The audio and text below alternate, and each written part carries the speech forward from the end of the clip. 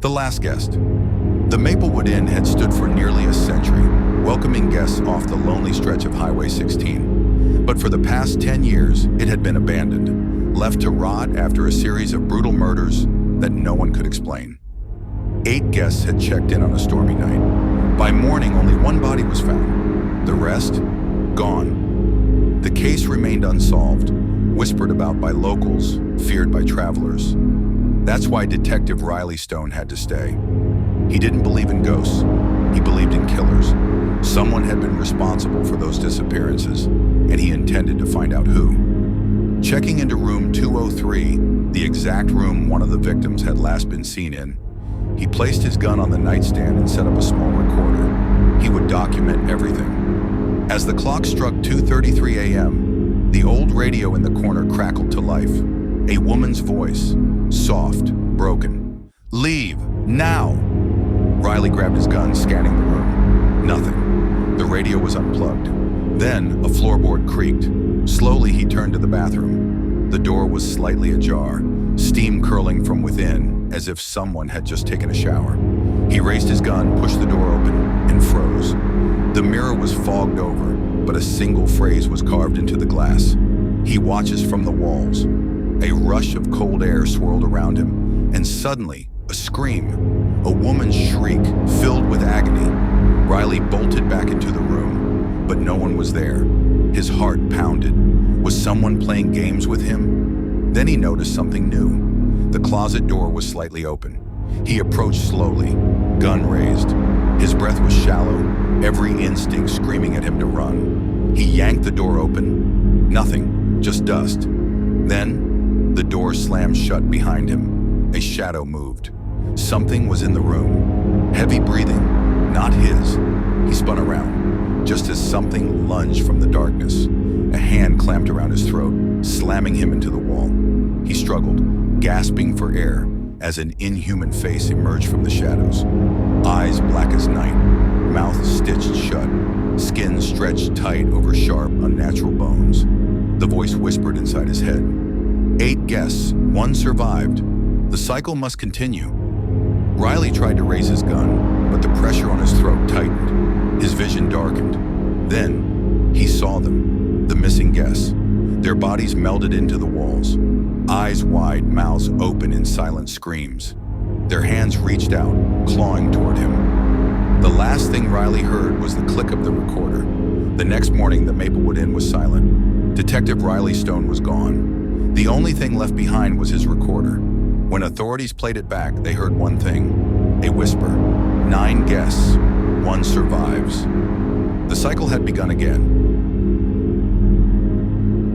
Whispers in the dark. The town of Black Hollow was no stranger to death. Every 20 years, on the night of November 13th, someone vanished without a trace. The victims left no signs of struggle, just an empty bed, a missing person report, and whispers that the town itself had taken them. For decades, the disappearances were dismissed as runaways or tragic accidents. But Detective Elliot Grayson wasn't convinced. He had spent his life chasing shadows, solving cases that others deemed impossible. And when Amelia Kent, a young college student, vanished on the exact same date as the previous victims, he knew it was no coincidence. This wasn't just a pattern. This was a ritual. The investigation begins.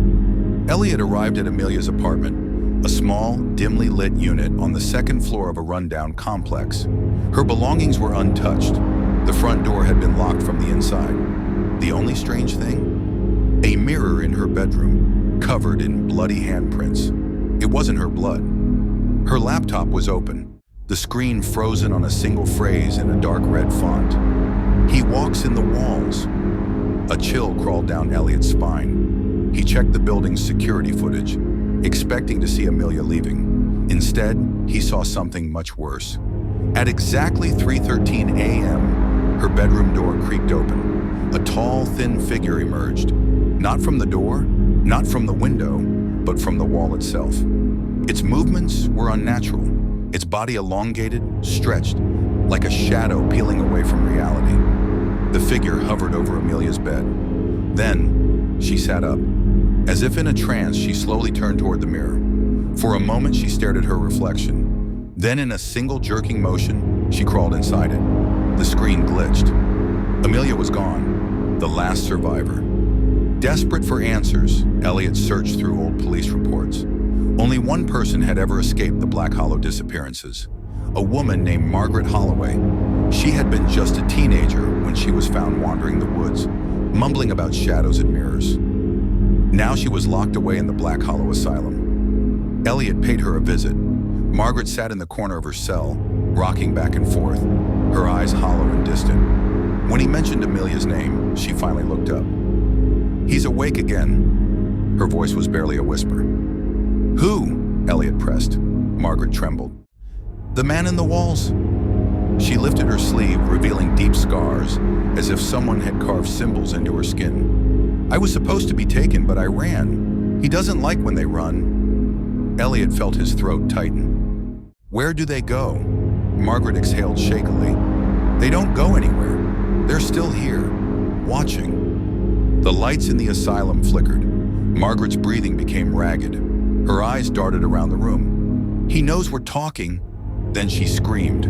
Elliot turned, his hand on his gun. But there was no one there, just the mirror in her cell. The glass rippled, like water disturbed by an unseen force. Then for just a split second, he saw it. A face, mouth stitched shut, eyes blacker than death. Watching, waiting. The trap Elliot wasn't one to believe in ghosts, but he believed in killers. And whatever was taking these people, it wasn't just a spirit. It was something older, something worse.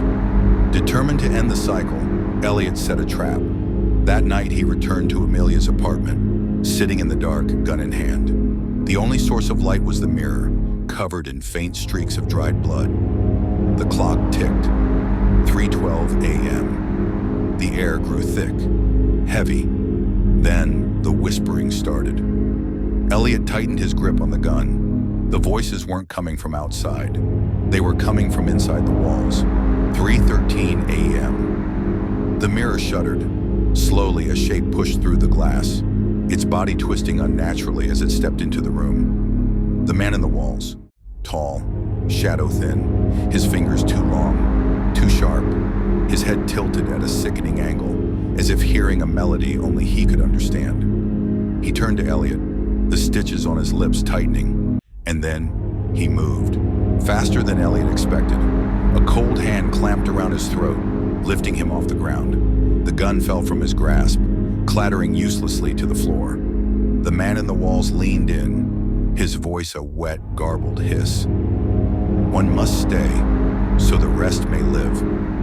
Elliot's vision blurred. Darkness closed in, but he wasn't ready to die. With the last of his strength, he reached for the silver lighter in his pocket, the one his father had given him before he died. He flicked it open. Fire. The flames licked at the figure's arm, and for the first time, it screamed. A sound so inhuman, so full of rage and pain, it made the windows shatter. The man stumbled back, his body twisting, retreating toward the mirror. The glass rippled violently, as if it was trying to consume him. Elliot grabbed his gun, aiming at the mirror's base. One shot. The mirror shattered. The entity shrieked as shards of glass rained down, its form flickering, and then, with a final, unearthly howl, it vanished. Aftermath. When the sun rose over Black Hollow, Elliot stood among the wreckage of Amelia's apartment. The walls had returned to normal, the whispers had stopped, and for the first time in decades, no one disappeared. Margaret Holloway was found dead in her cell that morning. Written on the wall, in her own blood, was a final message. He is gone, for now. Elliot left Black Hollow that day, but every now and then, when he looked into a mirror, he swore he could see something moving, something waiting and watching. The end, or is it?